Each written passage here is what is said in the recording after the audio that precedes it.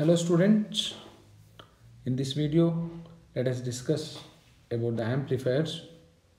Initially we will go through the types of amplifiers. What is an amplifier?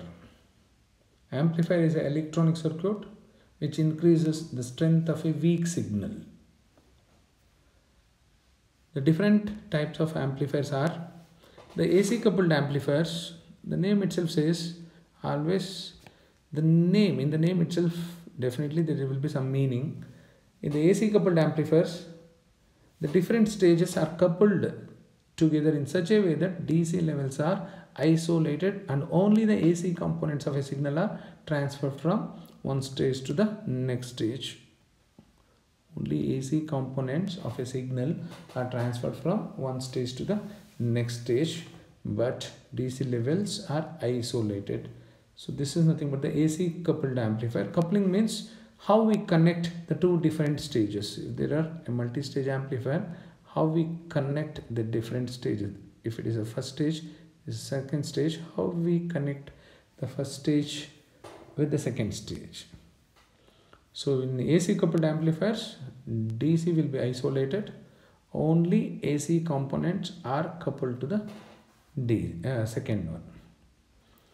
DC coupled amplifiers. In DC coupled amplifiers, both AC and DC signal components are transferred from one stage to the another stage. So it is direct coupled amplifiers.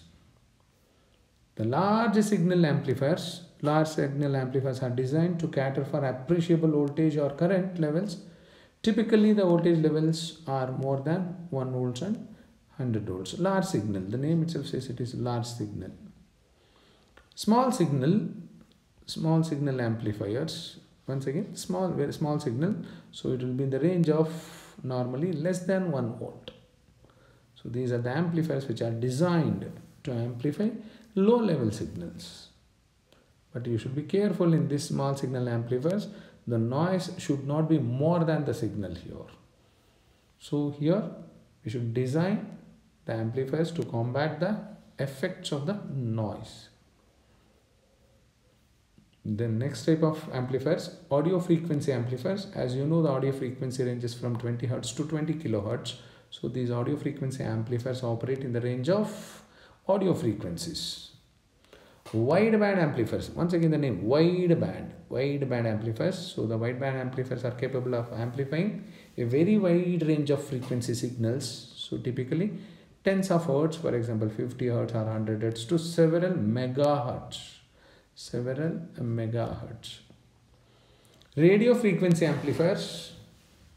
So radio frequency amplifiers operate in the band of frequencies that is normally associated with radio signals. So radio signals ranges from 100 kilohertz to over 1 gigahertz. So for your curiosity's sake, just check what is the frequency of your FM radio stations.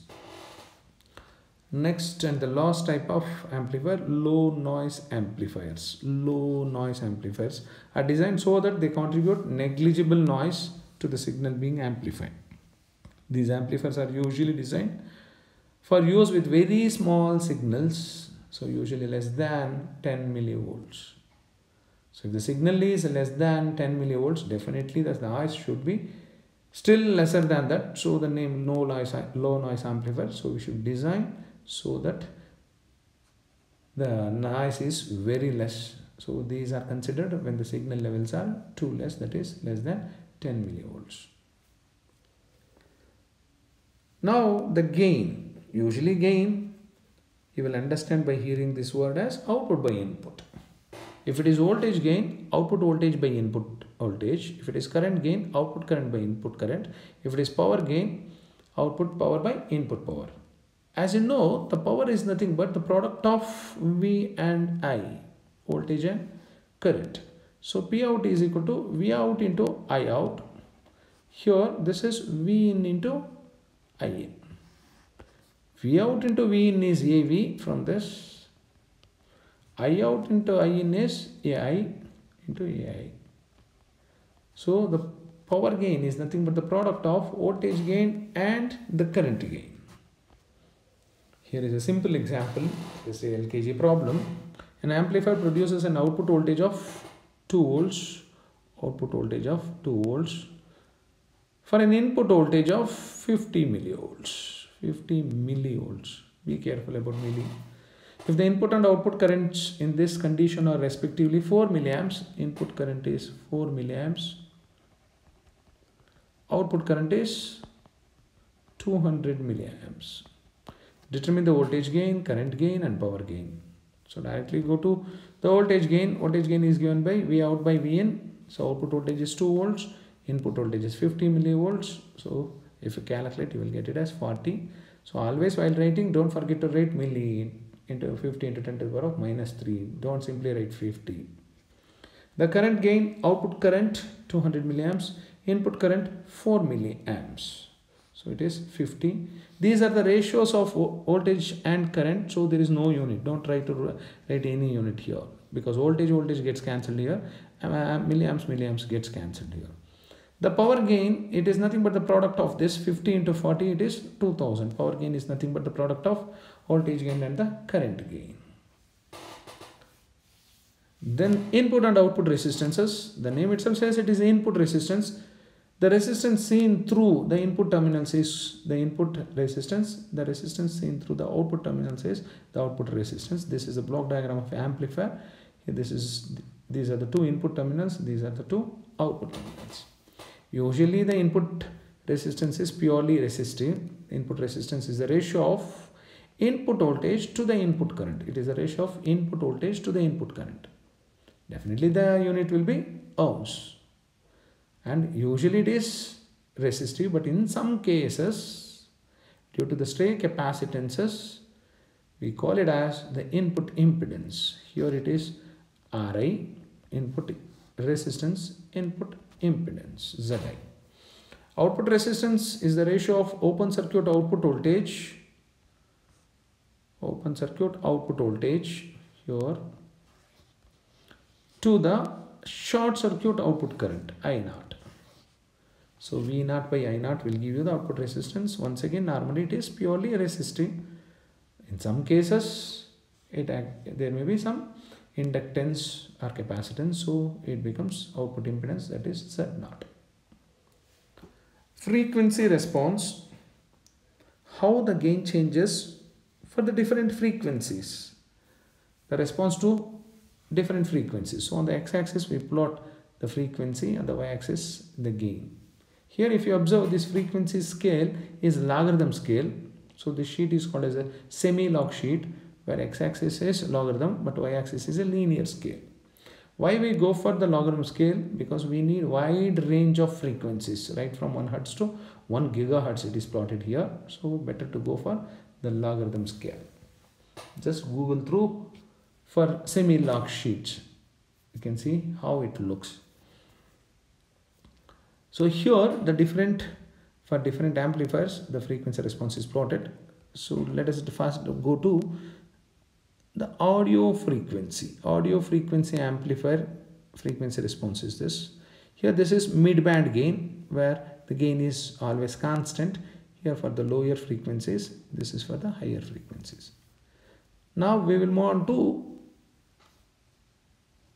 the direct coupled. For direct coupled, this is the frequency response. The wideband amplifiers, the name itself says wideband. So this is the response, frequency response curve. For radio frequencies, this is a frequency response curve. The frequency response and bandwidth plotted again is the frequency. Here this is the frequency. Here we have taken on the y-axis the power output. Later we will go to the voltage gain. Now let us go for the power gain. So if a power gain is plotted against the frequency, we will get like this. Then here to find the bandwidth, bandwidth is the range of frequencies where the gain remains almost constant. So bandwidth is nothing but F2 minus F1, where F2 is called as the higher cutoff frequency, F1 is called as a lower cutoff frequency. How to calculate, how to find this lower and upper cutoff frequency? So here this is the power gain, this is the mid-band power gain. So come down to 50% of the maximum power gain. 50% of the maximum power gain. This is the maximum power gain. So mark in line where it is 50% of the power gain. So this intersects the frequency response curve at these 2 points. So mark this as lower cutoff frequency F1, mark this as upper cutoff frequency F2. The difference between these two will give you the bandwidth. These are the range of frequencies where the gain remains almost constant. Suppose on the y-axis, if we consider the voltage gain instead of the power gain. So this is the curve, this is the curve. Then we need to find out the lower cutoff frequency and upper cutoff frequency for this. So this is the mid-band voltage gain. If it is voltage gain, then take 0.707 of the maximum voltage gain, 70.7% of the maximum gain, or 1 by root 2 times the maximum voltage gain, or 0.707 into AV max. So you will get a line here which intersects here and here. So mark the 2 points, upper cutoff frequency, lower cutoff frequency. F2 minus F1 will give you the bandwidth. Bandwidth is nothing but the range of frequencies where the gain remains almost constant. Here is a simple example. Determine the mid-band voltage gain and upper and lower cutoff frequencies for the amplifier whose frequency range is shown. Here on the y-axis voltage gain is there. So here is a mid-band voltage gain. So here it is 35 because it's between 30 and 40. So 35. So 0.707 into 35, it comes around 24.7. So mark a line 24.7. So here this is F1, this is F2. So if you plot it on a graph sheet, definitely you will come to know F1 is 57 Hertz, F2 is 590 Hertz. So difference between this F1 and F2 will give you the bandwidth.